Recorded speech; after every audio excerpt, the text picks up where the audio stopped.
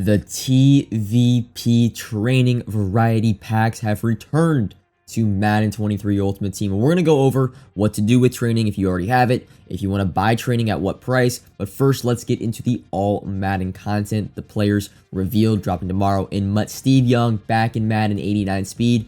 He's a quarterback, not better than John Elway, but he's a lefty. Got great speed. Barry Sanders, the new fastest running back in the game. 93 speed, 94 break tackle, and 95 change of direction is godly. Easily, I think the best. I would say the best running back in the game. He is a little bit small, not weight-wise, so he won't really fall over, run people over. But speed, to me, I think is everything at the running back position. Jonathan Ogden, former UCLA Bruin. Usually they make him a right tackle, even though he's a left tackle in real life. This year, he is a left tackle, Jonathan Ogden. Mike Haynes, we're getting those taller corners now. He's 6'2", I want to say. Raiders and legend. I think Patriots theme team for him. 92 speed. Overall, zone archetype. A great card. Mike Haynes, good to see him back. Derek Brooks makes his return to MUT. Definitely more of a zone coverage. And we'll get into all the discount abilities. Derek Brooks, for example, gets 0 AP lurker. So you can use your Derek Brooks. Maybe more of a better off-ball, just zone coverage linebacker. Not going to do much rushing the passer. Brian Urlacher, not the greatest game-changing card. We've gotten so many middle linebackers lately. Luke Kuechly, Ray Lewis, Devondre Campbell. Brian Urlacher is not going to do anything too much better than those cards. Devin Hester, tied Barry Sanders, the fastest card in the game, the fastest wide receiver. And they always give him good route running, even though he was mostly just a special teams player, kick and punt return with Devin Hester. Cooper Kupp, here is your route runner, 91 speed, so a tad bit slow. No, I would say he's great speed, but 91 speed compared to cards coming out now, a tad slow, but we'll get into his ability. 0 AP short and elite. 0 AP short and elite. Cooper Kupp, easily the best wide receiver now in the game, the most important receiver in the game with the meta. Aaron Donald, nothing too crazy about his card. We've gotten so many defensive ends lately around the 87, 88 speed mark. Nothing too crazy. Micah Parsons, though. This card might be the best all-around card out of this drop. 92 speed. You could user him. He gets lurker, I think, for 1 AP. Off-ball linebacker, a pass rusher, really can do it all. And then Tony Siragusa, rest in peace. He is the solo challenge reward you can get for free. He has 0 AP goal line stuff. And speaking of all the abilities, here is the full chart for all these cards. And this is really, in my opinion, what makes these cards elite, the best cards in the game. Barry Sanders, 0 AP evasive. Cooper Kupp, a bunch of 0 AP abilities, is what I'm trying to say. Parsons, 0 AP speedster. Just game-changing cards. And yeah, let's hop into the sets. Sets-wise, there are going to be a few ways to get these 93 overall champions. One of the ways is going to be using the old 89 overall all Madden cards, which I did not think they were going to do, but you need 7 of those to build one 93 overall champion, or 12 of the new. There'll be new 88 overall baby versions of these new all Madden players, and you'll need 12 of those. There's also a new set to get the 89 overall all Madden, or there's a new set to get the 88 all Madden players, the baby versions, but it's really not that good of value. 89 all Maddens are going for around 125k, so if you technically want to pre-build, it's going to cost you anywhere from 750 to 850. 88 overall all Maddens, if I had to guess the price, will probably go for 65 to 70k. We do not know if there is a reroll specifically for all Madden cards, although there probably will be at least a one-time offer. I'm guessing an 88 plus, or just they might even return the 82 plus all Madden reroll. We don't know. TJ did not say anything, but if you have the all Madden 89s, I would say just hold for right now. It's probably going to stay around the same price. They can't go up too much. If they go up to 750 or 150, then every all Madden card would be like 900 to a mil. So I don't think they could go up. However, 125k if you want any of the 93 guys, the new ones, I would say just keep your all Madden 89s and probably end up doing the set. Some other news, Redux cards, and these Redux cards will be in the new TVPs, which we'll get into.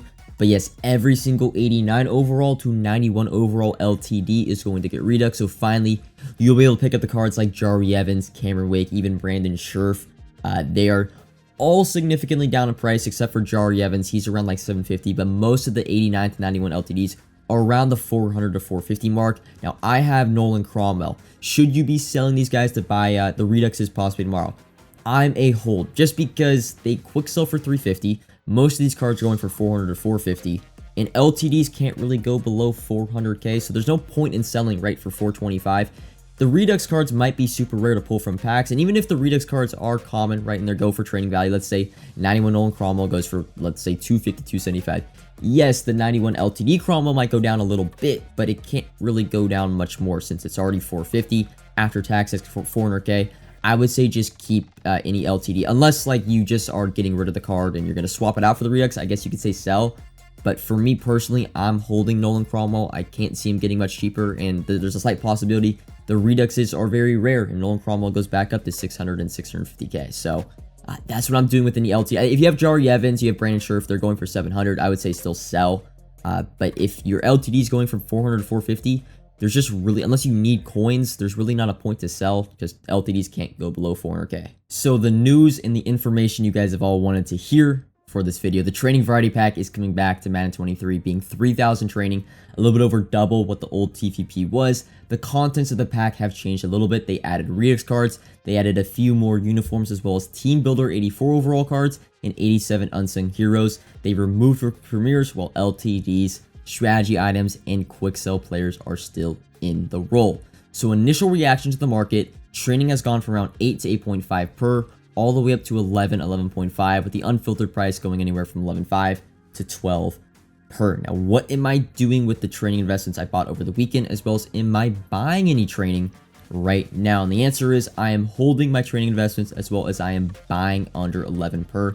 And now I'm going to go through the reasons why I think it could go up just a little bit. For the people that think the training variety pack is going to force training to 20 to 25 per like it was in the old TVP, I don't think that's realistic, just because the pack is 3,000 training, as well as they're probably going to make the odds on the platinum players a tad bit worse knowing EA. However, I'm going to give you guys a few reasons why I think training at minimum goes to 12, 13, even 13, 14 per. One, it's very popular. Two, you're turning training into strictly coins. So training really is not going to be put back onto the market from this role. You're buying training cards and you're rolling, and mostly it's going to be coin quick sells. The only training cards you're getting back are your Redux cards, which are probably going to be above training, as well as your team builders. 64 different team builders and 32 different unsung heroes, probably going to be a little bit above training.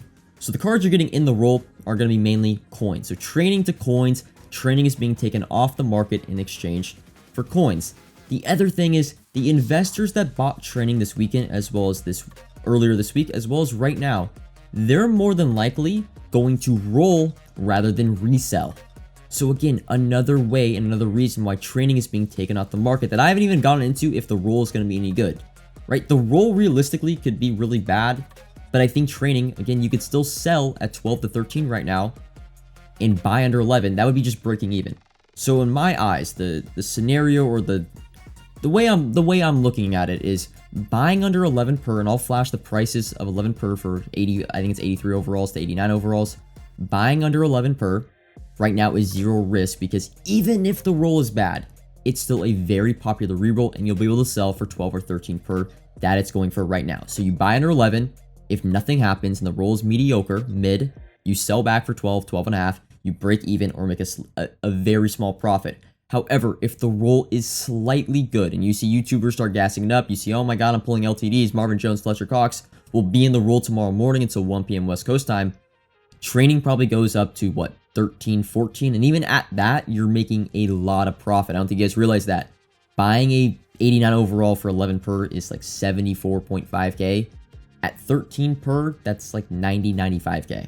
You're making a lot of coins. So we don't need training to go up to 20, not even 18, not even 16, 15. If training just goes from 11 to 13, you're making a lot of coins on your training investments. So in my eyes, like I said, buy under 11, it's zero risk. If nothing happens and the roll is terrible, I still think you could sell at 12, 13 and break even. If the roll is even slightly good, you're looking at 13 plus for training and you're making a killing. So I'm holding any training investments that I bought this weekend, earlier this week, as well as I am buying every single card I see under 11 per. I just see it as zero risk. Like, worst comes to worst, you can always just roll and probably break even at 11 per, let's be honest. So that is my thought process behind the new TVP. We're gonna have to see the odds, right? There also might be all Madden rerolls, which is another reason why training would go up.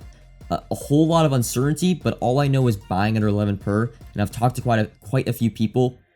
It seems to be zero risk, as long as the rules aren't just a strategy item and uniform simulator. Training at minimum should go up to like 12, 13 per, which again would be break even. Anything above that, great profit. That's all I got for this video. A comment if you have any questions or any suggestions of what you think I should do or what other people should do on the market right now. Any good opportunities. Like if you enjoyed, subscribe if you're new, and until next time, peace.